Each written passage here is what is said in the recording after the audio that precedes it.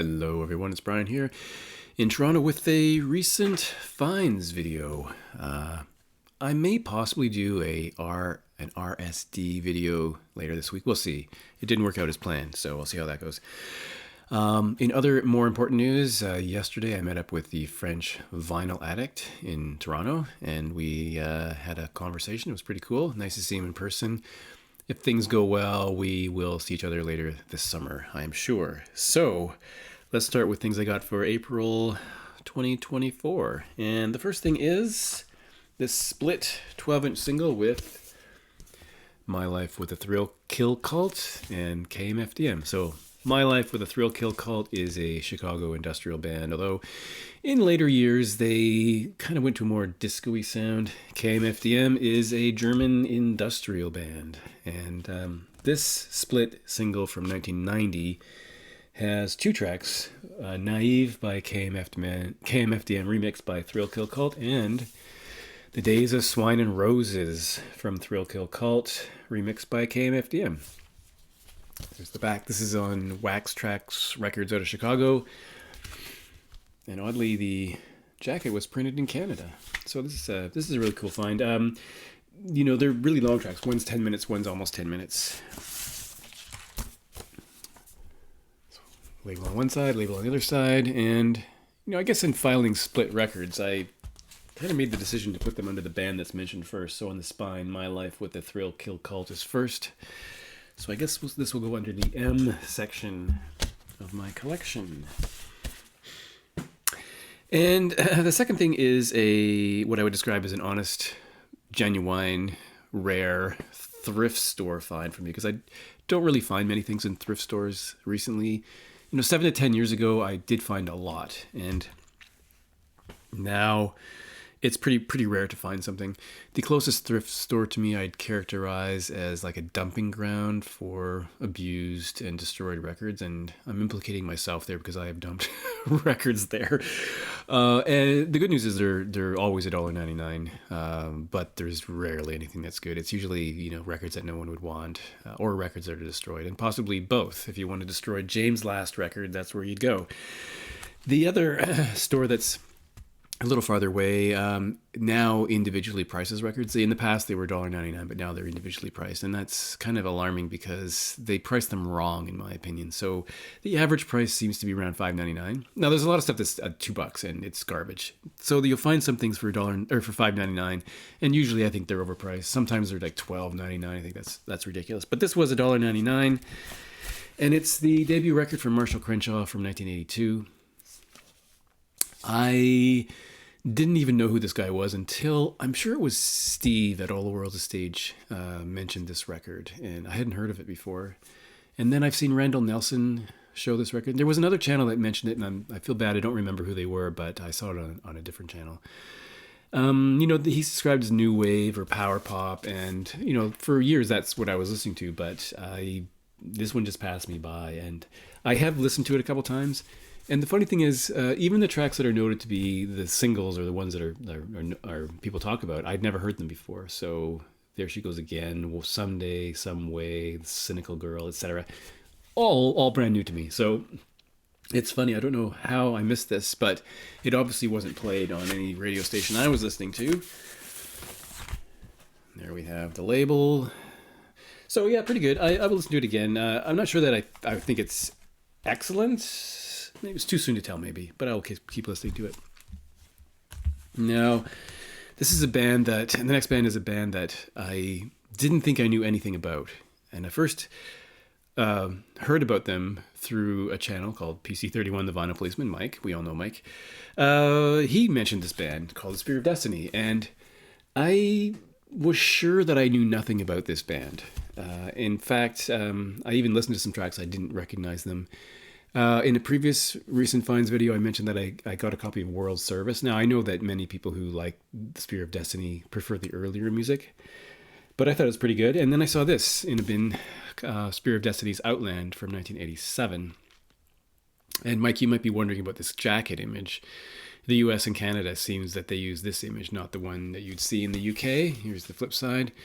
And I was listening to this thinking, again, in both cases, both records, I actually really think the vocals are really quite good. But I got to the last track and I was like, I know that song, Never Take Me Alive. I've heard that so many times, but I don't know where, I don't know when. Maybe it was played on a radio station I was listening to back in the late 80s, but I've heard that song a lot, and I was surprised that I didn't recognize the band when Mike talked about them. There's the inner sleeve. Yeah, it's on this Virgin label here. So yeah, pleasantly surprised. Those records are kind of rare here. Those two Spear of Destiny records, I would say in the last 13, 14 years, those are the only two I've ever seen. So they don't seem to come up that often. And so they seem to be hard to find. So it might be a challenge getting the earlier records. However, right behind that record in the bin was this. I guess it's a 12-inch single or EP called The Wheel. The Wheel mentioned here from their first record, The Grapes of Wrath from 83. Track called The Hop, and then we have 3 live tracks from the venue in Aberdeen. And I obviously bought this. I listened to it. I think it's really good, and I've subsequently watched the video for The Wheel, and I think it's good.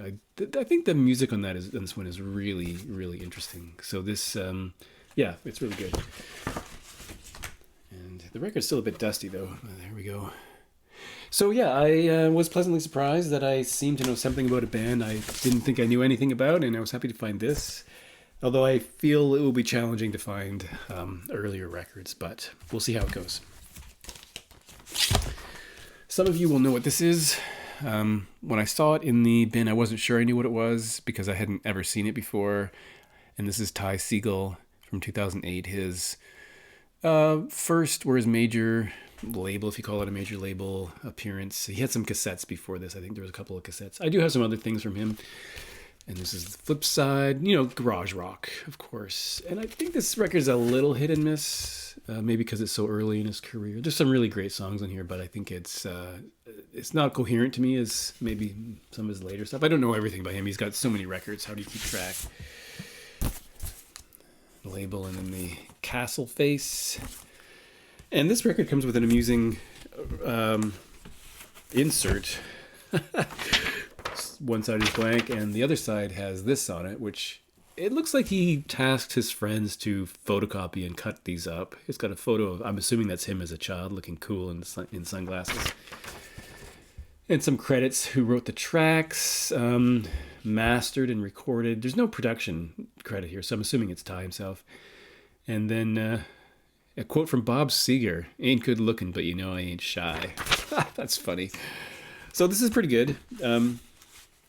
I think maybe later stuff is better, but who knows. Well, for the next record, I have to do a little bit of a step back and rewind to a previous Recent Finds video in which I discussed this record from the National, first 2 pages of Frankenstein, which came out in 2023. It was the band's 9th record, and I made some comments about how I felt that the record seemed to, I'm not sure the words I used, but mellow might have been a word I used, lacking a bit of the fire from the earlier records. This is notable because it has some guest musicians like Phoebe Bridgers, Sufjan Stevens, and even Taylor Swift. So there are some good songs in here. Tropic Morning News is really good. I do like New Order T-shirt, and so it's fine. It doesn't have a lot of energy. I think that they were always a band that had a mix of very mellow, thoughtful songs, and then some real rockers like Lit Up, Blood Buzz Ohio, Mr. November would be a good example. And so they released a surprise record in 2023 after that one called Laugh Track. And so you'll note, of course, if you don't already, that the jackets are quite similar. This is on 2 pieces of vinyl. It has 12 tracks. So I was a little reluctant to buy it. In fact, I didn't buy it right away because I didn't love the previous record as much as I thought. And I'm still sort of recovering from I Am Easy to Find, which I just do not like at all from them. I think that record is a total miss. Some fans love it. I don't understand that. So I did eventually break down and I picked this up. And, by the way, there's a I have dropped it maybe. It fell on the floor. Here is the hype sticker that I cut out. And you'll see again we have Bon Iver, Rosanne Cash, Phoebe Bridgers. We also have the London Contemporary Orchestra. So this is their 10th record. And, on first listen, I will say what I said about the last record or something like I said. It sounds almost adult contemporary. It sounds very mature. There's no question that Matt Berninger's baritone voice is quite pleasant. For something that's sort of really understated, he does convey some emotion in the tracks. The lyrics are always very interesting. But overall, I guess one gets a sense that they've changed directions in some way. They did change direction in sound a couple records before this, and it seems to continue. But there are some highlights. So, for example, Space Invader, a song that starts out, and again, you're hearing, it's another one of those slow, thoughtful songs. And, one of the things that I didn't appreciate about including this record, is the amount of guest vocalists, especially female vocalists. And in fact, on I Am Easy to Find, there are female vocalists that sing almost the whole song, which I think is really weird. But Space Invader, halfway through, kind of changes track. And, finally the drummer gets to drum. They kind of rock out a bit. I think that's great. But for me, the best song is the last track on side 2 called Smoke Detector. It's a real return in some ways to some of the earlier tracks that I really loved. And I'm hoping they continue that in future because I was getting a bit bored. And I know if you read comments on national videos on YouTube, there's this fawning devotion to them. And I appreciate that because I really like the band too. But if I'm given the choice between later records and earlier records, I will always choose the earlier ones. Someday I might actually have to rank the national records, and I might irritate some people. So yeah, there's some good things in there. It's just mixed in with maybe too much of the same, if that makes any sense. And then another 12-inch single from the Housemartins, Happy Hour, from 1986. So it has Happy Hour, of course, The Mighty Ship, which is an instrumental, Sitting on a Fence, and the cover version of He Ain't Heavy. So I'm a fan of this band. I do like them in general. I don't love the gospel music that they did. Caravan of Love, I've never been a fan of either. But Go Discs.